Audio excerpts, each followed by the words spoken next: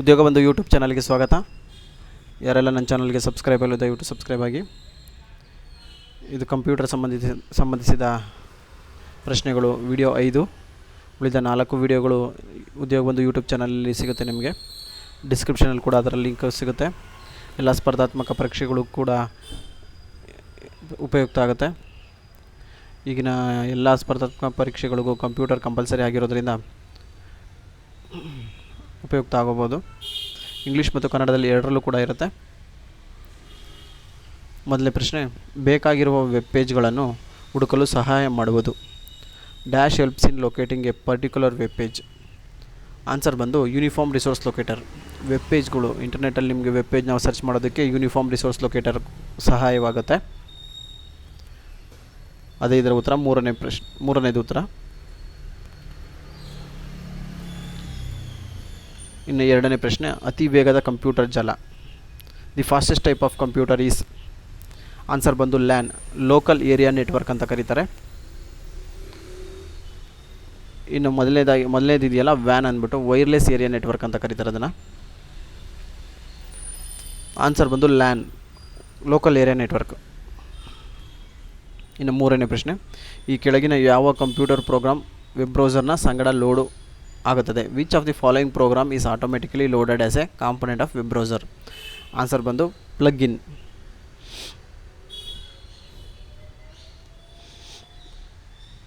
ಪ್ಲಗ್-ಇನ್ ಸಹಾಯದಿಂದ ಬ್ರೌಸರ್ ಸಂಗಡ ಲೋಡ್ ಆಗುತ್ತೆ.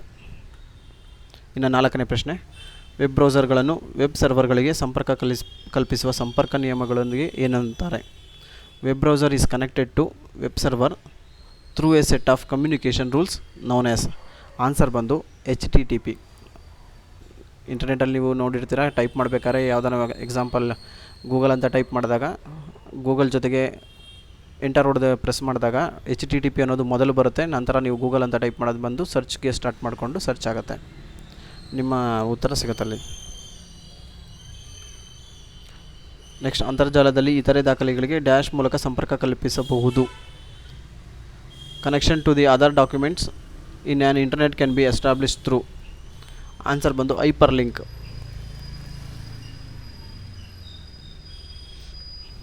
ನ್ಯೂಸ್ ಗ್ರೂಪ್ನಿಂದ ಲೇಖನಗಳನ್ನು ಓದಲು ಸಹಾಯ ಮಾಡುವ ಅಪ್ಲಿಕೇಶನ್ ಪ್ರೋಗ್ರಾಮ್.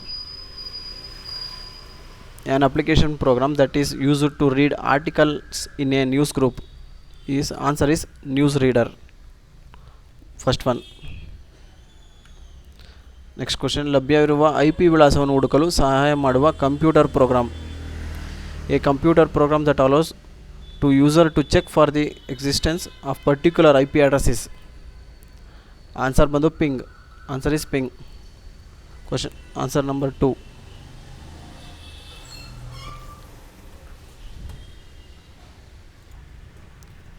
ಮುಂದಿನ ಪ್ರಶ್ನೆ, ಕೆಳಗಿನವುಗಳಲ್ಲಿ ಯಾವುದು ಪರ್ಸನಲ್ ಕಂಪ್ಯೂಟರ್ ಚಾಟ್ ಅಪ್ಲಿಕೇಶನ್ ಅಲ್ಲ. ಆನ್ಸರ್ ಬಂದು ಸ್ಕೈಪು. ಸ್ಕೈಪ್ ಒಂದು ವೀಡಿಯೋ ಕಾಲ್ ಆ್ಯಪ್. ಅದು MSN ಮತ್ತು ವೈಬರ್ ಬಂದು ಗೂಗಲ್ ಟಾಕ್ ಬಂದು messenger app. Personal computer chat app ಯಾವುದು. ಇಂಗ್ಲೀಷಲ್ಲಿ which of the following is not a chatting application for a personal computer. Answer is Skype.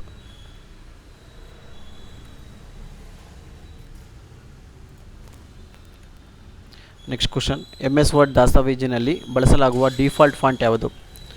Default font used in MS word document is. Answer ಬಂದು ಕ್ಯಾಲಿಬ್ರಿ. Answer is ಕ್ಯಾಲಿಬ್ರಿ. ನೀವು word document open ಆಗಿದ ತಕ್ಷಣ ನಿಮಗೆ font ಡಿಫಾಲ್ಟಾಗಿ ಅಂದರೆ ನಿಮಗೆ ಕಾಣಿಸುವಂಥದ್ದು, ಮೊದಲಿಗೆ ಕಾಣಿಸುವಂಥದ್ದು Calibri. Next question, dash internet browsing ಬಳಕೆದಾರರ ಬ್ರೌಸಿಂಗ್ ಚಟುವಟಿಕೆಗಳನ್ನು ಒಳಗೊಂಡಿರುವ ಒಂದು ಪಠ್ಯ ಕಡತ. In an internet browsing a text file that contains user browsing activities is called. Answer ಬಂದು cookies. Fourth one.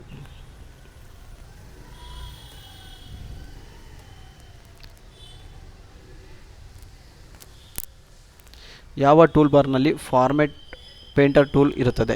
On which toolbar can you find format painter tool.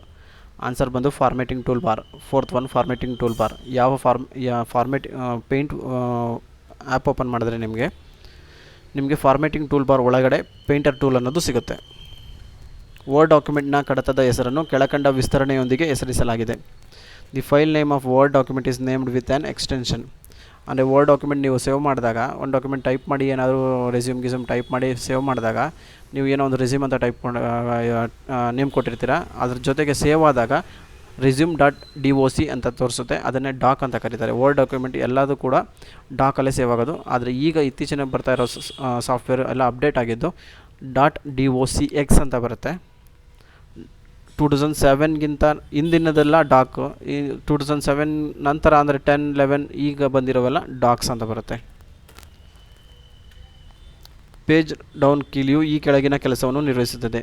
Page down key answer ಬಂದು 3ನೇದು, ಕರ್ಸರನ್ನು ಒಂದು ಸ್ಕ್ರೀನ್ನಷ್ಟು ಕೆಳಗೆ ಚಲಿಸುತ್ತದೆ. ನೀವು cursor ಬಂದು ಮೌಸಿನ cursor ನೀವು type ಮಾಡೋದು ಫಸ್ಟಲ್ಲಿತ್ತು ಅಂದ್ಕೊಂಡ್ರೆ, ನೀವು ನೆಕ್ಸ್ಟ್ ಪೇಜು 2ನೇ ಪೇಜ್ಗೆ ಹೋಗಬೇಕು ಅಂದರೆ ಪೇಜ್ ಡೌನ್ ಕೀ ಕ್ಲಿಕ್ ಮಾಡಿದ್ರೆ ಫಸ್ಟ್ ಪೇಜಿಂದ ಎಂಡ್ ಪೇಜ್ಗೆ, ಆ ಪೇಜಿನ ಕೊನೆಗೆ ಬಂದು ನಿಲ್ಲುತ್ತೆ. ನೆಕ್ಸ್ಟ್ ಪೇಜ್ ಹೋಗೋದಕ್ಕೆ ನಿಮ್ಗೆ ಈಸಿಯಾಗಿ ಫಾಸ್ಟಾಗಿ ಆಗುತ್ತೆ, ಶಾರ್ಟ್ಕಟ್ ಆಗುತ್ತೆ. MS ವರ್ಡ್ನಲ್ಲಿ ಒಂದು ವರ್ಡ್ ದಸ್ತಾವೇಜನ್ನು ಬೇಗ ಸಂರಕ್ಷಿಸುವುದಕ್ಕೆ ಬಳಸುವ ಕೀಲಿ ಯಾವುದು? In MS word shortcut key used to save a word document. ಅಂದರೆ ನೀವು ಏನಾದ್ರು ಟೈಪ್ ಮಾಡಿದರೆ ಅದನ್ನು ಸೇವ್ ಮಾಡೋದಕ್ಕೆ ನೀವೇನು ಮಾಡಬೇಕು, ಫೈಲ್ಗೆ ಹೋಗಿ ಸೇವ್, ಇಲ್ಲಾಂದರೆ ಸೇವ್ ಆ್ಯಸ್ ಮಾಡಿ ಸೇವ್ ಮಾಡಬೇಕಾಗತ್ತೆ. ಬಟ್ Ctrl+S ಉಪಯೋಗಿಸಿದ್ರೆ ಡೈರೆಕ್ಟಾಗಿ ಶಾರ್ಟ್ಕಟ್ಟಾಗಿ ನಿಮಗೆ ಇದು ಸೇವ್ ಮಾಡೋದಕ್ಕೆ ಆಪ್ಷನ್ಸ್ ಓಪನ್ ಆಗುತ್ತೆ, ಡೈರೆಕ್ಟಾಗಿ ಸೇವ್ ಮಾಡ್ಬೋದು, ಬೇಗ ಸೇವ್ ಮಾಡ್ಬೋದು. ಆನ್ಸರ್ ಬಂದು Ctrl+S. Thank you. Next video ಕೆಲವು ದಿನ ರಿಲೀಸ್ ಮಾಡ್ತೀನಿ. ಈ ವಿಡಿಯೋ ನಿಮಗೆ ಉಪಯುಕ್ತ ಆದರೆ ಶೇರ್ ಮಾಡಿ, ಸಬ್ಸ್ಕ್ರೈಬ್ ಆಗಿ. Thank you.